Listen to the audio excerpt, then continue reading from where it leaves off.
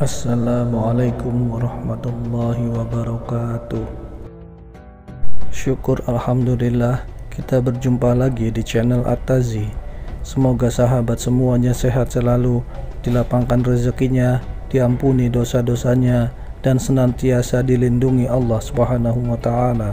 Amin ya rabbal alamin. Salawat dan salam semoga senantiasa tercurah kepada junjungan kita Nabi Muhammad SAW yang telah membawa manusia dari gelapnya kesesatan menuju terangnya hidayah. Kali ini kita akan membahas kisah hidup Imam Al-Bukhari dengan kehebatan ingatan dan hafalannya. Mari kita lanjutkan pembahasannya.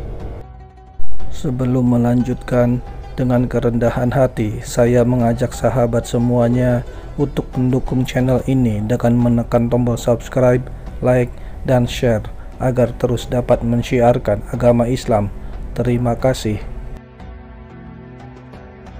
Sahabat beriman yang dirahmati Allah,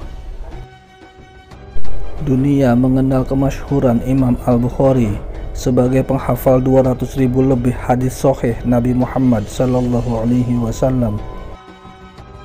Mengutip dari berbagai buku sejarah Islam, Imam Bukhari pernah mengalami rasa sakit pada kedua matanya saat masih kecil hingga mengalami kebutaan.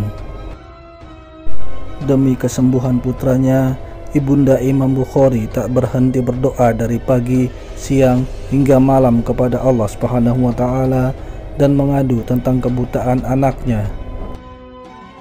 Hingga suatu malam, ketika ibunda Bukhari terlelap dalam tidurnya, dia bermimpi melihat Nabi Ibrahim alaihissalam yang berkata pada dirinya.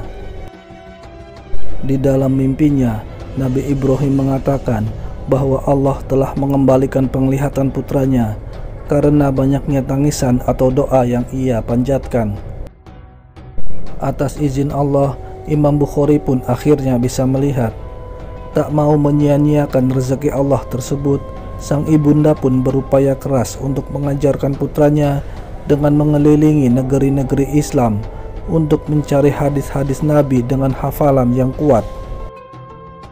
Dengan tekad dan kesabarannya, Sahih Al-Bukhari lahir dan menjadi rujukan utama umat muslim paling sahih setelah Al-Quran. Buku-buku sejarah Islam lain menjelaskan bagaimana tingkat dan daya ingat Imam Bukhari sangat tinggi, hingga ia mampu menghafal dengan sempurna hanya dengan satu kali melihat. Siapa sebenarnya Imam Al-Bukhari yang namanya begitu masyhur di kalangan penuntut ilmu? Beliau adalah sosok ulama yang sangat dihormati karena kekuatan hafalan dan kecerdasannya mengumpulkan hadis-hadis sahih. Imam Al-Bukhari bernama lengkap Abu Abdillah Muhammad bin Ismail bin Ibrahim bin Al-Mughirah bin Barduzbah Al-Ju'fi Al-Bukhari. Beliau lahir hari Jumat 13 Syawal 194 Hijriah bertepatan tanggal 21 Juli 810 Masehi di kota Bukhara, sebuah kota di Uzbekistan, dan wafat tahun 265 Hijriah di desa Kartan, Uzbekistan. Muhammad bin Hatim Warak Al-Bukhari rahimahullah menceritakan, "Aku bermimpi melihat Bukhari berjalan di belakang Nabi SAW.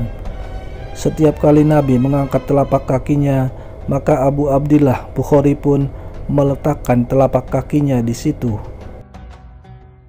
Adapun keistimewaan beliau yaitu mampu menghafal 100.000 hadis sahih, sanad dan matannya.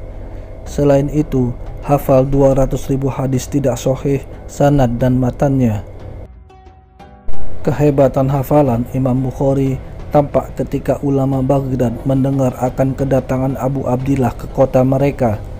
Dengan sengaja, mereka itu mempersiapkan 100 hadis dan kemudian menukar dan merubah matan dan sanadnya. Mereka menukar matan satu sanad dengan teks hadis yang lain, dan begitu sebaliknya. Setiap orang memegangi 10 hadis yang nantinya akan dilontarkan kepada Abu Abdillah sebagai bahan ujian kekuatan hafalannya. Orang-orang pun berkumpul di dalam majelis. Orang pertama menanyakan kepada Imam Al-Bukhari 10 hadis yang ia miliki satu persatu. Setiap kali ditanya, Imam Al-Bukhari menjawab sampai hadis yang ke-10. Saya tidak mengenalnya hadis itu dengan sanad yang disebutkan. Para ulama yang hadir pun saling menoleh kepada yang lain dan berkata, orang ini benar-benar paham. Sementara orang yang tidak tahu tujuan digelarnya majelis itu menilai Imam Al-Bukhari sebagai orang yang hafalannya lemah. Kemudian tampillah orang kedua melakukan hal yang sama, dan setiap kali mendengarkan satu hadis, beliau berkomentar sama, aku tidak mengenalnya. Selanjutnya tampil orang ketiga sampai orang terakhir dengan komentar yang sama. Setelah semua selesai menyampaikan hadis-hadisnya, Imam Al-Bukhari menoleh ke arah orang pertama seraya meluruskan, hadismu yang pertama mestinya demikian, yang kedua mestinya demikian, yang ketiga mestinya demikian, sampai membenarkan hadis yang ke-10. Setiap hadis beliau satukan dengan matan-matannya yang benar. Beliau melakukan hal yang sama kepada para penguji lainnya sampai pada orang yang terakhir. Akhirnya, orang-orang pun betul-betul mengakui akan kehebatan hafalan beliau. Di Samarkand sekarang Uzbekistan, Imam Al-Bukhari pun menghadapi hal yang sama. Bahkan selama 7 hari berturut-turut, 400-an ulama hadis menguji beliau dengan hadis-hadis yang sanad-sanad dan nama rijal para perawi yang telah dicampur adukan. Menempatkan sanad perawi Syam ke dalam sanad perawi Irak, sanad dari perawi Yaman ke dalam sanad perawi Hijaz, serta meletakkan matan hadis bukan pada sanadnya. Lalu mereka membacakan hadis-hadis plus sanad-sanadnya yang sudah campur aduk ini ke hadapan Imam Al-Bukhari. Dengan sigap, beliau mengoreksi semua hadis dan sanad itu dan menyatukan setiap hadis dengan sanadnya yang benar. Para ulama yang menyaksikan itu tidak mampu menjumpai satu kesalahan dalam peletakan matan maupun penempatan posisi para perawi. Selain mencari ilmu, Imam Al-Bukhari juga dikenal sebagai ahli ibadah. Musabbah bin Sa'id berkata, beliau ketika Ramadan siang hari khatam Al-Quran sekali, adapun malamnya ketika sholat khatam baca Al-Quran setiap 3 malam.